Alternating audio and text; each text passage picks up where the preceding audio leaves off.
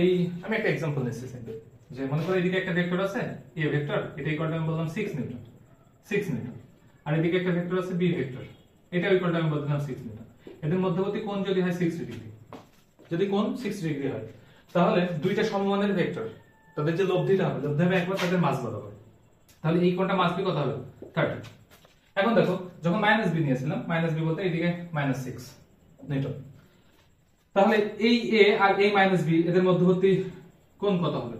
এদের মধ্যবর্তী কোণ হবে, এটা যেহেতু 60 নিয়েছিলাম, তাহলে এটা হবে 120। সো যেহেতু b এবং a এই দুইটাও পরস্পর কি সমান মানের ভেক্টর, তাহলে তাদের যে লব্ধিটা হবে সেই লব্ধিটা হবে তাদের মাস বরাবর, এই আর এটার মাস বরাবর। তাহলে এই কোণটা কত? 60 ডিগ্রি। তাহলে দেখো এখানে 30 আর এখানে 60, এই দুইটা মিলে কত হয়? এখানে আলফার ভ্যালু হয় 90 ডিগ্রি। সো এটাই ছিল সহজ উদাহরণ বা সহজ সমাধান।